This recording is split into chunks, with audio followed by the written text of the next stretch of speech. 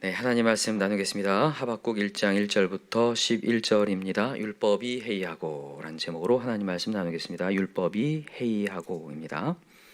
오늘부터 이제 하박국의 메시지가 시작되는데요. 하박국은 선지서죠. 선지자가 쓴 어떻게 보면 편지이기도 하고 하나님의 계시이기도 합니다. 선지서는 물론 다른 성경도 다 배경이 중요하지만 선지서는 특별히 더 배경이 중요해요.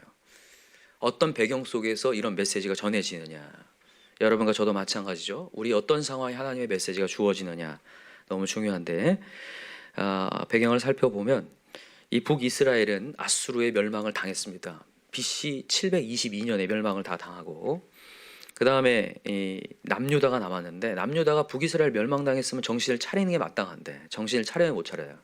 못 차립니다. 못 차리니까 열강들의 공격을 계속 받기 시작합니다. 그 와중에 아수르가 계속 강대할 줄 알았는데 아수르가 바벨론이란 나라에 의하여서 멸망을 당해요. 612년에 BC 612년에 그 아수르의 수도였던 니느웨 성이 함락이 됩니다. 그러면서 신흥 강자로 바벨론이 떠오르죠. 그리고 난 이후에 또 하나의 강대국이 뭐였냐면 이집트였는데 그 이집트까지도 쳐부숩니다. 갈그미스라는 전투가 있었는데 들어보셨죠? 굉장히 유명한 전투인데 그 갈그미스 전투에서 바벨론이 이겨버려요, 이집트를. 그리고 나서 이제 최강대국이 되어버립니다. 바벨론이 최강대국이 되어서 이제 유다를 공격합니다. 그래서 결국엔 586년에 남유다도 멸망이 되거든요. 그 사이 가운데 있었던 선지자가 누구냐? 하박국 선지자예요. 하박국 선지자가 그 남유다의 요시야 때부터 여호아하스, 여호야김까지 있었던 그 왕 시대에 살았던 인물, 그때 선지했던 인물이 하박국이거든요. 이때 남유다가 정신을 못 차리고 하나님을 따라가지 않고 있었단 말이죠. 그때에 이 하박국이 하는 질문이 두 가지예요. 이 하박국서를 통해서 두 가지 큰 질문을 던지는데 오늘 그 첫 번째 질문을 얘기합니다. 첫 번째 질문이 뭔지 한번 봅시다. 1장 1절 다시 한번 읽어볼까요? 1장 2절부터 시작. 여호와여, 내가 부르짖어도 주께서 듣지 아니하시니 어느 때까지리까? 내가 강포로 말미암아 외쳐도 주께서 구원하지 아니하시나이다. 어찌하여 내게 죄악을 보게 하시며 폐역을 눈으로 보게 하시나이까? 겁탈과 강포가 내 앞에 있고 변론과 분쟁이 일어났나이다. 어떤 상황인지 아시겠죠? 이스라엘 백성들, 특별히 남유다가 정신을 못 차리고 계속 불의한 상황으로 가고 있는데 왜 하나님은 저들을 건들지 않으시는 겁니까? 왜 불의를 내버려 두십니까? 이렇게 얘기하는 거예요. 여러분, 하나님이 불의를 내버려 둘까요? 내버려 두지 않으십니다. 하나님 반드시 죄악은 심판을 받습니다. 여러분, 그건 확실하게 갖고 계셔야 돼요. 하나님을 오해하지 마세요. 하나님은요, 업신여김을 받지 않으시는 분이에요. 하나님을 속이지 마셔야 돼요.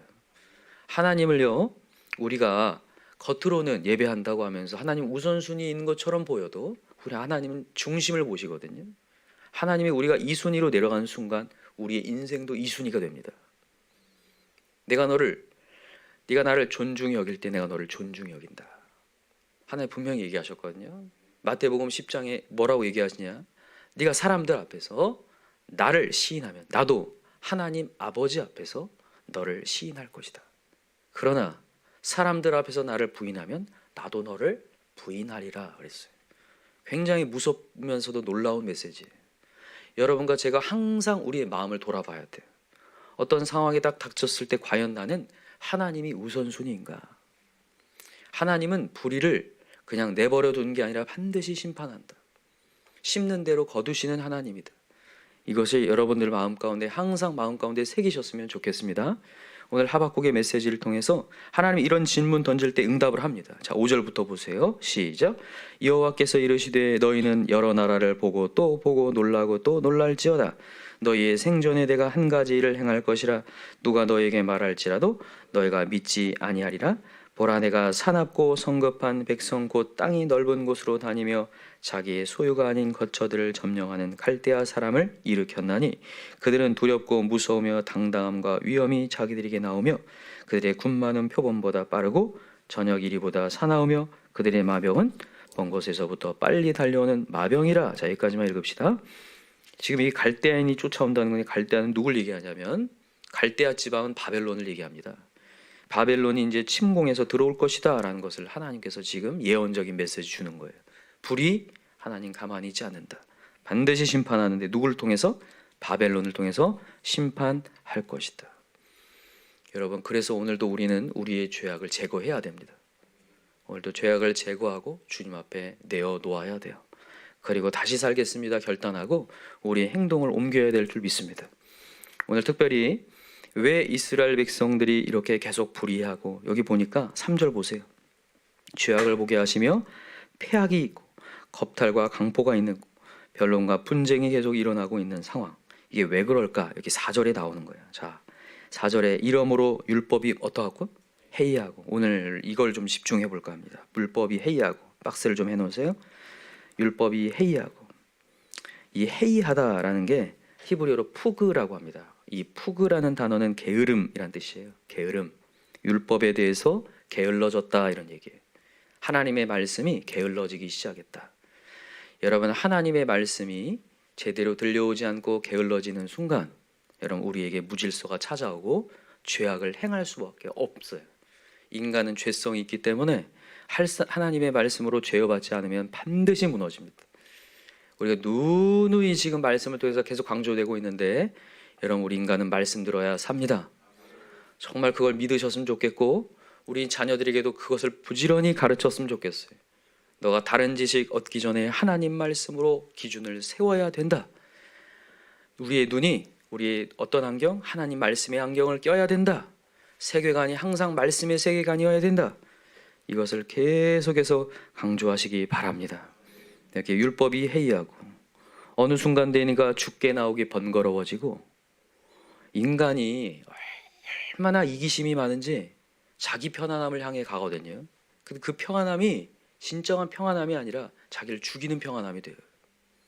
인간은 반드시 하나님의 말씀을 듣고 제어받아야 되는데 내 편안함을 통하여서 내 정욕대로 가다가 결국 멸망에 가거든요. 절대로 육체는 편안해지면 안 됩니다. 율법이 이 해이해져서 게을러진다. 여러분, 게으름이라는 단어 하면 떠오르는 비유가 있어요. 달란트 비유 기억나시죠? 주인이 타국에 가면서 종들을 3명을 불렀습니다. 한 사람에게는 몇 달란트? 5달란트. 또 한 사람에게는 2달란트. 한 사람에게는 1달란트를 주고 가서 일하라고 했습니다. 5달란트, 2달란트는 열심히 가서 일합니다. 1달란트 받은 자는 일하지 않고 그것을 어떻게 해요? 땅에 묻어두었다 이렇게 있어요. 그리고 이제 주인이 왔습니다. 5달란트는 열심히 일해서 5달란트 남겼다고 했고 2달란트는 2달란트 남겼다고 했어요. 1달란트는 뭐라고 해요? 주인이 심지 않은 데서 거두고 해치지 않은 데서 모으는 줄 알았다. 그래서 내가 묻어두었다.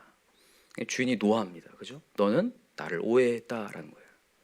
심지도 않은 데서 거둔다. 해치지 않은데 씨를 뿌리지 않은데도 모을 수 있느냐? 난 그런 하나님, 그런 주인이 아니다라는 얘기를 해요. 여러분, 우리가 착각을 할 수가 있어요. 하나님의 말씀이면 다 된다. 이것을 착각을 해요. 가만히 있으면 뭐가 다 된다고 하는데 여러분, 그게 아니라 그때그때마다 하나님이 주시는 말씀에 순종해야 결실할 줄 믿어요. 이게 분명합니다. 오늘도 게으름이 아니라 하나님이 들려오는 메시지 앞에 우리가 한 걸음을 옮겨야 된다는 거예요. 자, 한번 찾아와 봅시다. 갈라디아 6장으로 한번 가보세요. 갈라디아 6장입니다.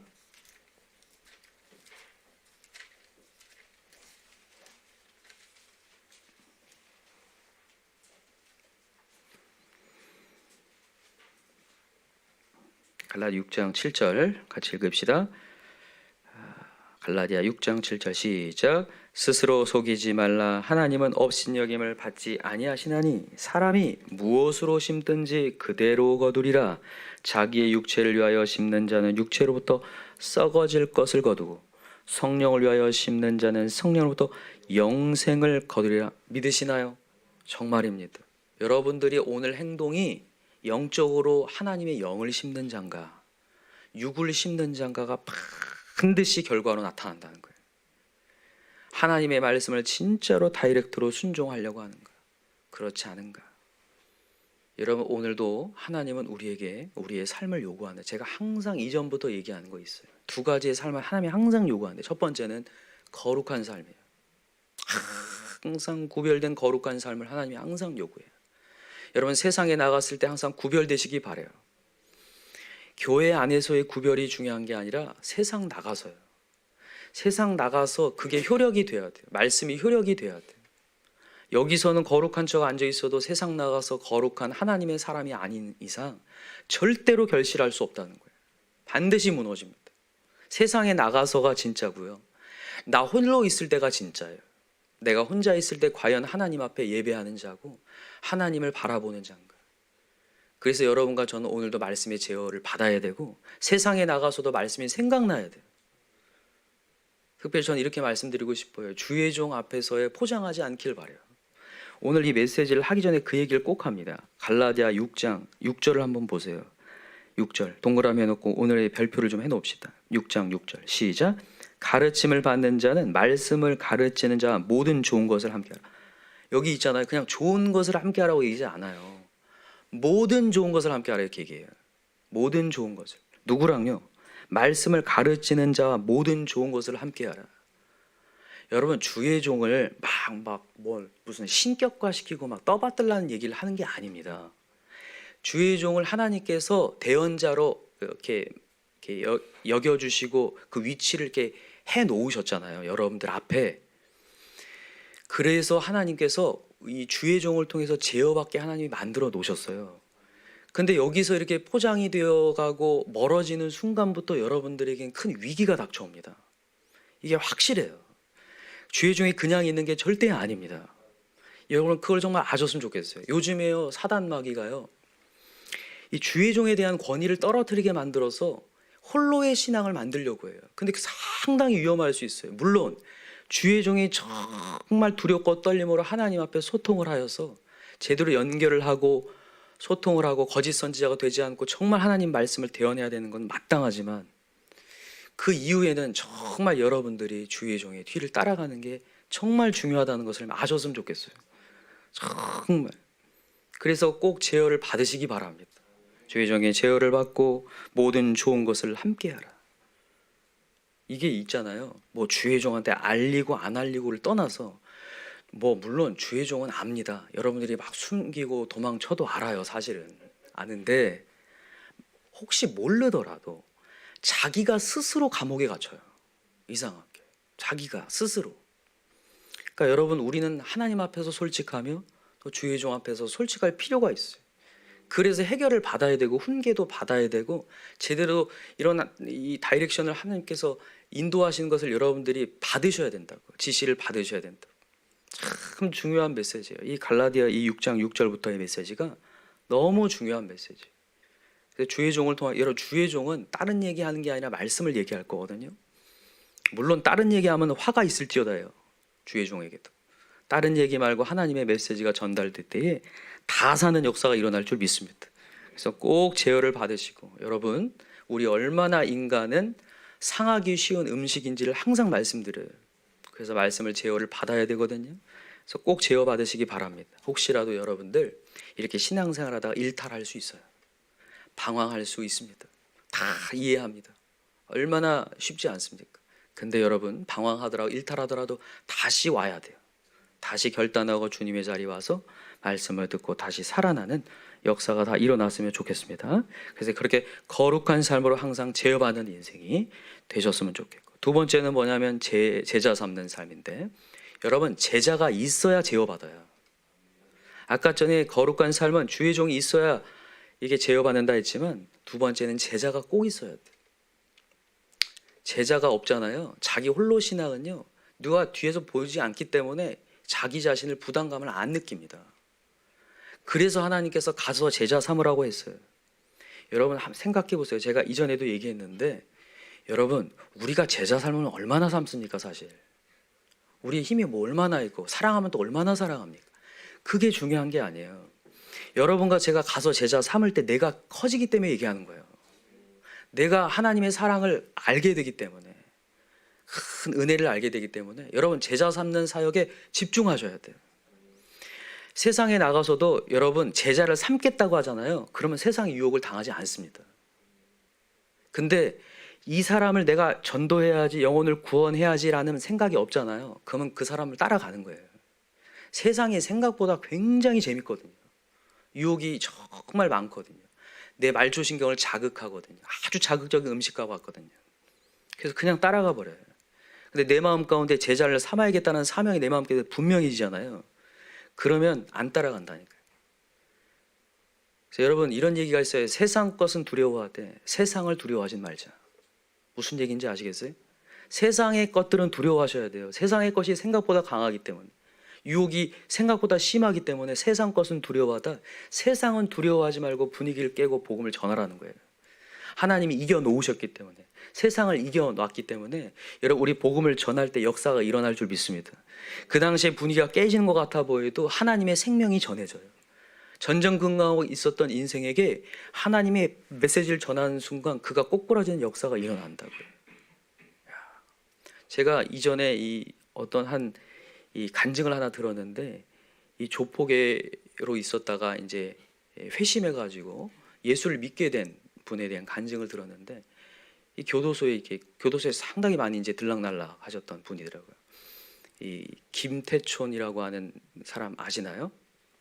되게 유명한 사람이에요. 범서방파의 두목이거든요. 거기 이제 오른팔로 있었던 사람이더라고요. 이분이 이제 교도소를 이렇게 들락날락 하다가 이제 많은 이제 형을 받고 이렇게 있었는데, 자기가 워낙 덩치도 좋고 싸움도 잘하고 뭐 행동 대장이 이러니까 뭐 교도소 가도 다 평정을 하는 거예요. 자기 이제 표현대로 다 피렘이라는 거예요.